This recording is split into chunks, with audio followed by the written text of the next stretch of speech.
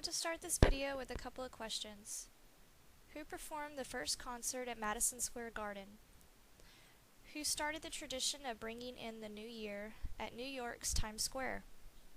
And who wrote the catchy tune, When Johnny Comes Marching In? All of these answers to the questions are none other than Patrick Sarsfield Gilmore, who is also known as the father of the American band, America's greatest band leader, and America's first superstar. The purpose of this video is to give an overview of the life and career of Patrick Sarsfield Gilmore, as well as his contributions to music education.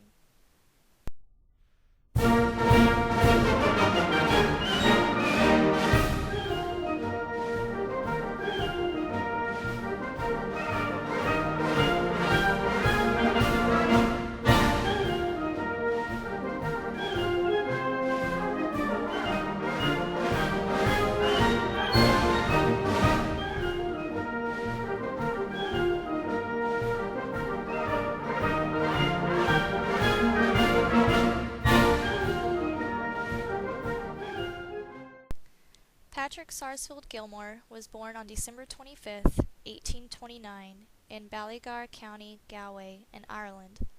He started his career in music at the age of 15 in Canada, and quickly became known as a virtuoso trumpet player. Gilmore immigrated to the States in 1848 at the age of 19, settling in Boston, Massachusetts, where he received his first job at Ordway's Music Store and was put in charge of the band instrument department. While there, he organized a troupe of local performers called Ordway's Minstrels, or also known as Ordway's Aeolians. Brass and military bands had become the popular choice of musical entertainment at this time, and Gilmore became leader of the Suffolk-Boston Brigade and Salem bands. While leader of the Salem Band, Gilmore performed at the 1857 inauguration of President James Buchanan.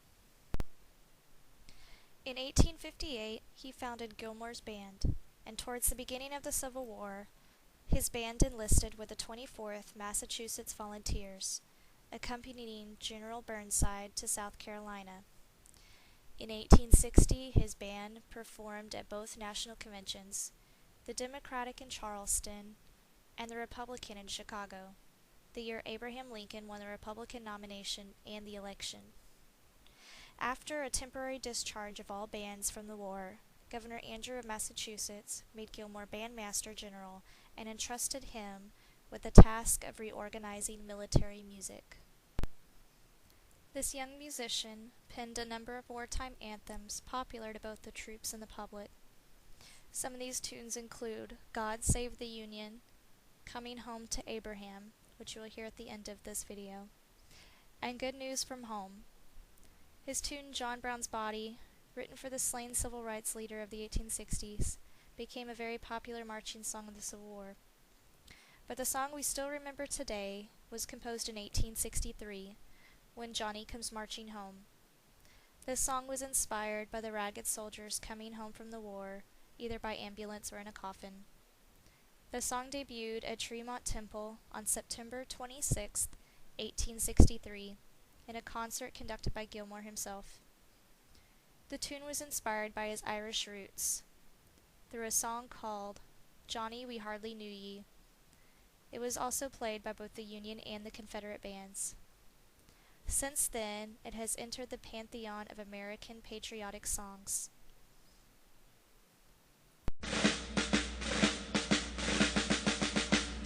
When Johnny comes marching home again, hurrah, hurrah, we'll give him a hearty welcome then, hurrah, hurrah. The men will cheer, the boys will shout, the ladies they will all turn out and we'll all feel gay when Johnny comes marching home. When Johnny comes marching home again, hurrah, hurrah, we'll give him a hearty welcome then, hurrah, hurrah.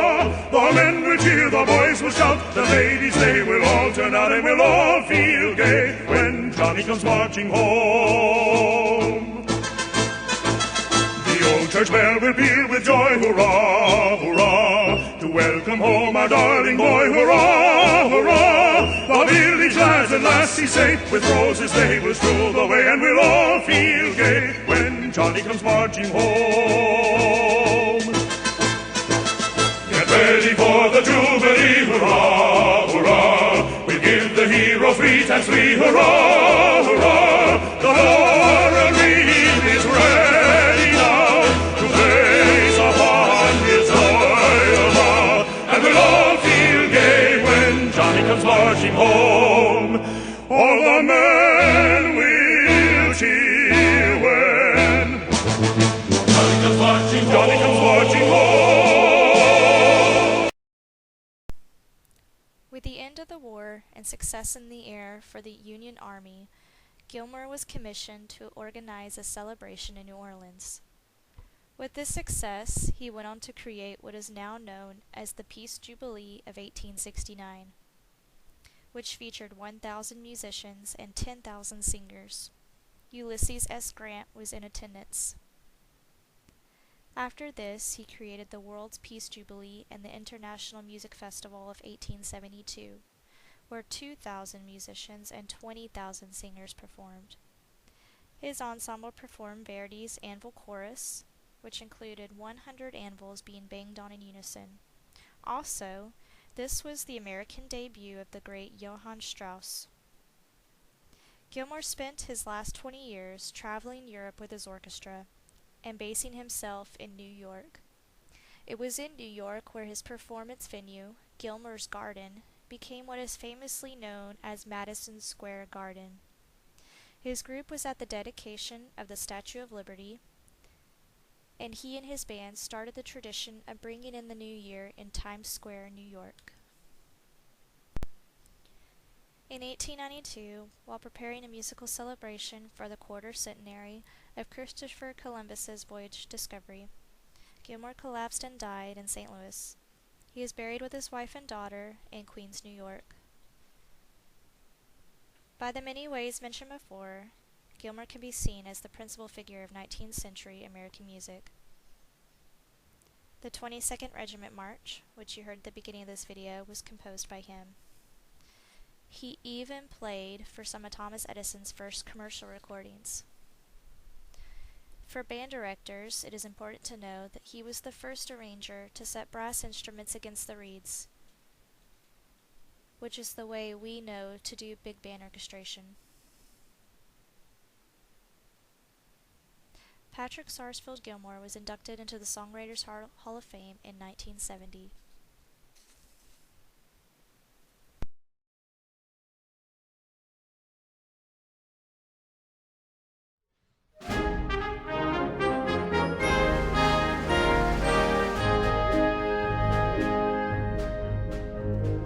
Coming, Father Abram, 300,000 more, from Mississippi's winding streams and from New England's shore. We leave our plows and workshops and our wives and children dear, with bit of ever utterance, with but a silent tear. And we dare not look behind us, but steadfastly before. We're coming, Father Abram, with 300,000 more. We are coming, our union to restore. We are coming, Father Abram, with 300,000 more.